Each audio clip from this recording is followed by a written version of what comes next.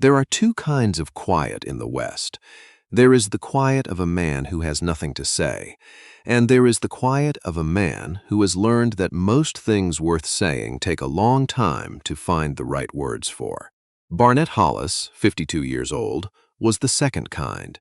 He had come to Harlan Creek, Montana, in the spring of 1887, after his wife passed, after his partner bought him out of the ranch they had shared in Wyoming, and after he had driven 3 days north in a wagon, with everything he owned, and exactly no plan for what came next.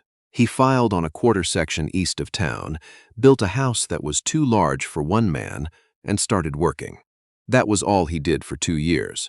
He woke up, worked, ate, slept, and then did it again. The people of Harlan Creek had a word for men like Barnett. They called them settled. They didn't mean it as a compliment. He was tall, wide in the shoulder, with hands that had been used hard for 3 decades and showed it. His face was the kind that didn't give much away. He was not unfriendly. He tipped his hat, paid his debts, showed up to help when a neighbor's barn needed raising. But he didn't linger. He didn't accept dinner invitations. He didn't sit on the porch of the general store and talk about the weather the way other men did. At 52, Barnett had decided, without making a great ceremony of it, that his life was mostly behind him. He wasn't sad about it. It was simply an accounting. He had had a marriage, a partnership, a ranch. He had worked. He would keep working. That was enough. He was wrong about that, as it turned out. But that comes later. The trouble began, if you want to call it trouble, and eventually Barnett would not, with a fence post. The east boundary of his property ran along a dry creek bed, and on the other side of that creek bed was a parcel that had sat empty since old Pete Drummond died intestate in the winter of 1888 and left his 3 sons arguing about what to do with it. The fence along that boundary had been Pete's fence, which meant it was now the 3 sons' fence, which meant it was nobody's fence, which meant it had spent the better part of a year slowly leaning into Barnett's property like a man falling asleep at the supper table. In April of 1889, a woman moved onto the Drummond parcel. Barnett learned this the way he learned most things, late and from someone who assumed he already knew. He was at the feed store on a Thursday morning when Walt Pruitt, 61, who owned the feed store and functioned as a one-man news service for the entire valley, said, without preamble, "I see you got a neighbor finally." Barnett said he hadn't seen any neighbor. Walt said the youngest Drummond boy had sold the parcel to a schoolteacher from Billings, came in last week with a wagon and 2 trunks and a dog, and had already been in twice for oats and a length of rope. Barnett said, Walt looked at him with the expression of a man who has delivered extraordinary news and received an insufficient response. Barnett paid for his feed and drove home. He did not go over to introduce himself. He was not the kind of man who introduced himself. He had the general frontier philosophy that if a neighbor needed something, they would ask, and if they didn't ask, they didn't need it. He saw her for the first time 3 days later, from across the creek bed, when she was walking his fence line, or, rather, what used to be Pete Drummond's fence line, and was now technically hers, looking at the leaning posts with an expression that he could not entirely read from a distance, but which suggested she had opinions about them. He guessed her at somewhere around 25. She was slight, with dark hair pulled back, wearing a work dress and boots that had seen real use. She was not the kind of woman who had come to the frontier by accident. She walked the fence with the focused attention of someone making a list. He went back to his work and tried not to think about it. The next morning, she was on his side of the creek. Not trespassing, exactly. The fence was so far gone at one section that the line between his property and hers had become more of a suggestion than a boundary. She was standing with one hand on a leaning post, testing its give, and she looked up when he came out of the barn, and she did not look startled. She looked like she had been expecting him. "Mr. Hollis," she said. He stopped. He didn't know how she knew his name, though Walt Pruitt was probably the answer to that. "I'm Josephine Alden," she said. She was 24, as he would learn, and she said her name the way she said most things, directly, without softening. "I moved on to the Drummond place. I believe this fence is a shared problem." Barnett looked at the fence, then he looked at her. "It's been leaning since October," he said.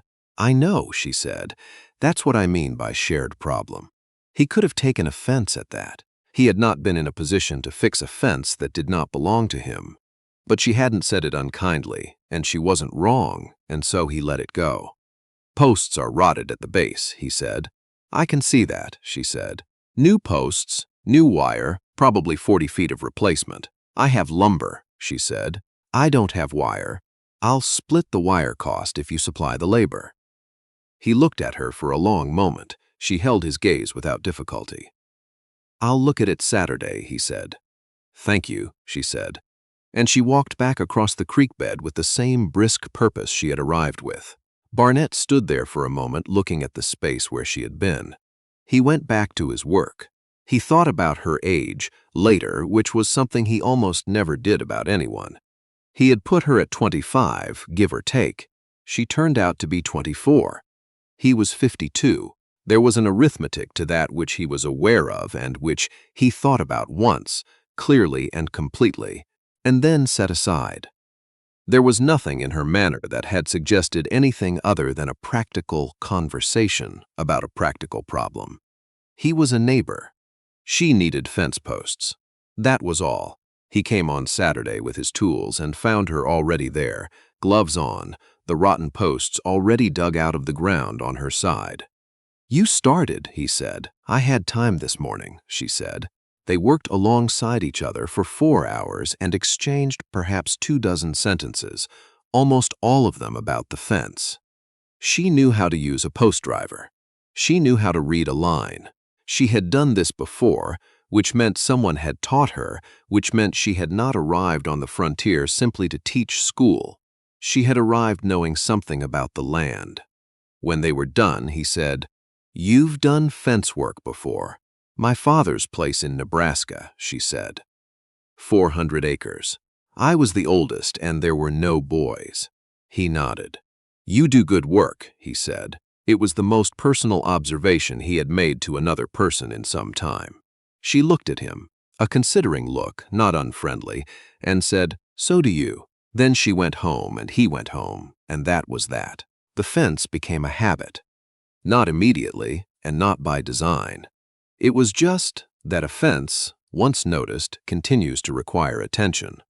The spring thaw shifted 2 more posts on his north end. She spotted it from her property before he did, and mentioned it the next time she saw him at the creek. He fixed it on a Thursday. On Friday, she left a jar of preserved plums on the post nearest his barn, with a piece of paper tucked under it that said only "Thank you, J.A." He set the jar on his kitchen shelf and looked at it for 3 evenings before he opened it. The plums were excellent. He wanted to tell her so, which was an unfamiliar impulse, and one he didn't immediately act on. But 2 weeks later, when she came to the boundary to ask if he had a draw knife she could borrow for a piece of furniture she was repairing, he said yes, and also, somewhat abruptly, those plums were good. She looked at him like he had said something unexpected, which he supposed he had. "My mother's recipe," she said. "She grows the Italian prunes. Nebraska?" "Nebraska," she confirmed. There was a pause, and he realized they had just had the longest personal conversation of their acquaintance, and it had been about plums. Josephine, 24, took the draw knife. She returned it the following Thursday, freshly sharpened. He noticed that. He filed it away without knowing quite what to do with it. By July, they had settled into a rhythm without ever discussing it. It wasn't a friendship, exactly. He wasn't sure he had the machinery for friendship anymore, after 2 years of careful solitude. But it was something. She was there. He was aware of her presence across the creek the way he was aware of the weather. Not obsessively, but as a constant fact of his landscape. She taught school on weekdays in town, 4 miles ride each way. On weekends, she worked her land with a concentrated ferocity that he respected. She had a milk cow, 6 hens, and a kitchen garden that was, by August, producing a genuinely immodest amount of tomatoes. He knew this because she brought him some, straight off the vine, on a morning when she happened to catch him mending harness by the barn. "I have more than I can use," she said, setting them on the fence post. "Before they go soft." "Thank you," he said. She paused. He didn't know why she paused, but she did. She looked at him with an expression he couldn't quite categorize. "Mr. Hollis," she said, "how long have you been out here by yourself?" It was a direct question. She asked them sometimes. He had come to expect it from her. 2 years, he said. She nodded slowly, as if that confirmed something she had already guessed. "That's a long time," she said, not unkindly. "It is," he agreed. Another pause. Then she said, "I think you're probably better company than you give yourself credit for," and walked back toward the creek. Barnett sat with the tomatoes and that sentence for a long time. Now, friends, I want to pause here for just a moment and step outside the story. If you're listening to this from somewhere in this beautiful country of ours, or from across an ocean, from Canada, from England, from Australia, wherever this voice has found you tonight, I'd love to know. Drop a comment down below. Tell me where you're listening from. And if this story is reaching you, if it feels like something you needed to hear today, consider leaving a like. It helps more than you might think, and it means the world to those of us out here on the prairie. All right, let's go back to Barnett and Josephine. August turned to September, and September carried a chill that warned about what was coming. Barnett had been through Montana winters. He began, without quite intending to think about whether Josephine's house was weatherized. He knew she had come from Nebraska, which meant she understood cold, but the Drummond place had been empty for a year, and empty houses leaked. He mentioned it once, carefully, when they happened to meet at the creek in early September. He said the north wall of the Drummond house had a reputation for drafts, and she might want to check the chinking before October. She looked at him. "Is that your way of offering to help?" He hadn't exactly meant it that way, but when she said it, he thought perhaps it was. "If you need it," he said. "I'll look at it," she said, "and I'll tell you if I do." She came to find him 10 days later. She'd looked at it, and she did. They spent a Saturday afternoon re-chinking the north wall together, and somewhere in the middle of it, she told him about the school. She had 19 students, ages 6 to 15, and the older boys were a persistent challenge. Not bad, exactly, but inclined to test limits in the way that boys of 15 do when they are not sure whether the person in front of them has authority. "What do you do with them?" he asked. "I give them the harder problems," she said, "not as punishment, as respect. They want to be treated like they're capable, so I treat them like they're capable." He thought about that for a moment, working his knife along the gap in the chinking. "Does it work?" "Mostly," she said, "with the ones who have any sense in them." He found himself very nearly smiling at that. It had been a while since he'd had the sensation. "You like teaching," he said. She was quiet for a moment. "I love teaching," she said, and there was something in the way she said it, a directness, an absence of apology, that he noticed. Most people, when they said they loved something, said it with a kind of embarrassed hedge, as if the strength of feeling required justification. Josephine said it like a fact. October arrived, and with it the cold, serious and unambiguous. He started seeing to certain things. The path between his barn and the creek, which flooded in a particular way when the ground froze, he reinforced with gravel without mentioning it to her. She would benefit from the improvement. It would make crossing easier, but he did not announce it. He told himself it was standard land management.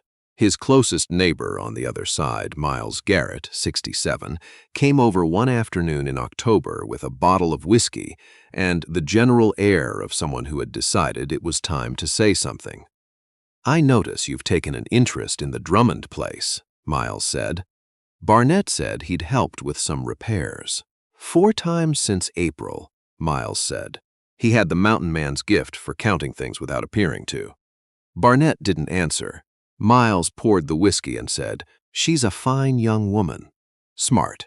The Hollenbeck kids, you know the ones they hadn't learned to read by 12. She had them reading by March, I heard," Barnett said. "There's a gap of some years between the two of you," Miles said, with the studied casualness of a man delivering news he knows will be unwelcome. "I'm aware of the arithmetic," Barnett said. Miles looked at him. He was 67 and had outlived 2 wives and had the perspective that comes from that. "The arithmetic," he said, "is not the same thing as the answer." He finished his whiskey and went home, and Barnett sat with that for 3 evenings running. Josephine had her own version of the arithmetic, and she had done it, and she had arrived at a different calculation than the one Barnett assumed. She was 24, which was old enough, in 1889, that people had begun to have opinions about her unmarried state. She had left Billings partly to teach, and partly to leave behind those opinions. She had her quarter section and her school and her milk cow, and she was not, as she was quite clear with herself about, looking for rescue. But she was also honest, and she had been honest with herself since sometime in July, when she had found herself noting, with more attention than the situation required, the sound of Barnett Hollis was working in his barn in the early morning. The rhythm of it. The steadiness. She had thought about the age gap the way Barnett had, once clearly and completely. She was 24 and he was 52, and she had seen men of 52 who were old and men of 52 who were not, and Barnett Hollis was decidedly the latter. He was careful. He was honest. He did not say things he didn't mean, which meant that the things he said could be trusted entirely. She also knew, because she was a school teacher and paid attention to patterns, that Barnett Hollis was a man who would never say anything first. Not because he was a coward, she didn't think he was a coward, but because he had an absolutely sincere belief that what he felt was probably not what she felt, and he would sooner die than put her in the position of having to turn him away kindly. This was, she thought, both admirable and very inconvenient. In November, he helped her stack firewood. He arrived one Saturday morning to find her already halfway through the woodpile, and he took up a position on the other side of the stack without asking, and they worked through the morning without saying much. The dog, a brown mutt named Cicero, who had decided Barnett was acceptable, sat in the barn doorway and supervised. Halfway through, she said, "You don't have to keep finding reasons." He set down the piece he was holding. He wasn't certain what to do with that sentence. "I'm not finding reasons," he said carefully. "You are," she said, not unkindly but without softening. "The fence was a reason. The chinking was a reason. The path to the creek was a reason, and you didn't even tell me about that one." He was quiet. "I'm not complaining," she said. She set a log on the stack. "I'm just saying, you don't have to." "Then what would you prefer?" he said, and his voice was more direct than he had meant it to be. She looked at him across the stack of firewood. She was 24 years old, and she looked at him like someone who had made a decision and was simply waiting for the world to catch up. "I would prefer," she said, "that you stop being so careful around me and say what you mean." The wind moved through the yard. Cicero shifted in the barn doorway. Barnett said, "I'm 52 years old." "I know how old you are," she said. "You are 24. "I have also counted to 24, she said, and there was the smallest possible suggestion of patience being exercised. "The question is whether you think that's a problem, or whether you're telling me because you think I don't know."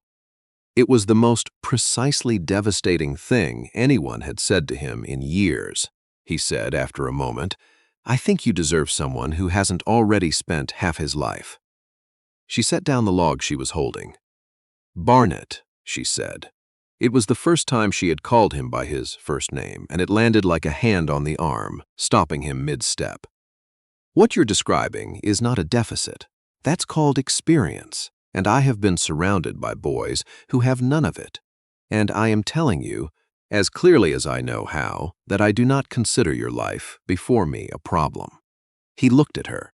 "You should take some time to think about what I just said," she said, and she went back to the firewood with the calm efficiency of a woman who has made her position plain and is now waiting. He thought about what she said for a long time. He came back the following Saturday. He had, in the intervening week, attempted to talk himself out of whatever he was walking toward. He had made his usual lists: the gap in years, the gap in what lay ahead of her versus what lay ahead of him, the strong probability that he had misread everything and that she would look at him with kind bewilderment when he arrived. He had made these lists, and they had not helped, because each time he got to the end of one, he heard her voice saying, "I do not consider your life before me a problem." And the list stopped mattering. He found her at the kitchen table when she opened the door, a stack of students' work in front of her, her reading glasses on, which he had not known she wore. She took them off when she saw him and said, "Mr. Hollis," and then, catching herself, "Barnett." He stood in the doorway with his hat in his hands. He said, "I have been thinking about what you said." "I expected you might," she said. "I am 52 years old," he said, "and I spent 2 years being sure that was a sufficient reason not to want anything further. And then you moved in across the creek and fixed half my fence and told me the truth every time you opened your mouth, and I find I can't keep making the argument." She looked at him for a long moment. "That," she said, "was the least romantic speech I have ever heard." He waited. "It was also," she said, "the most honest." She put her reading glasses back in her pocket. She stood up. She was smaller than him by nearly a foot, and she looked up at him with that direct, unapologetic gaze that had been rearranging his understanding of himself since April. "I would like to know what you're asking," she said. He was a man who had spent 30 years being careful with words, and right now he could not find a careful way to say it, and so he said it the plain way. "I would like to court you," he said, "if you're willing."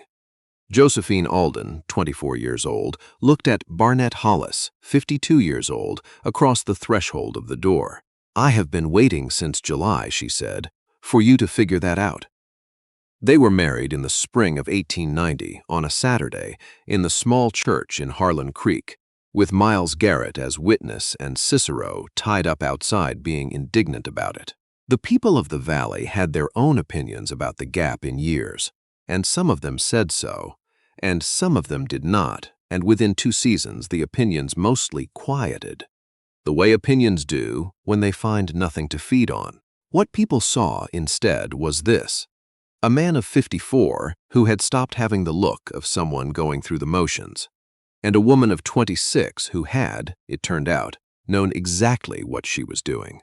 They worked the land together. Barnett, who had always been a good farmer, became a better one because there was someone to talk through decisions with, someone who asked good questions and was not afraid of the answers. Josephine kept the school and came home on winter afternoons with stories about the children that made him laugh in the particular way that surprised him. The laugh of someone who had forgotten laughing was available. She was 30 when their daughter came, and 33 when the boy did, and Barnett was 58 and 61, respectively, and he held each of those children with the gravity of a man who understood exactly what he was holding.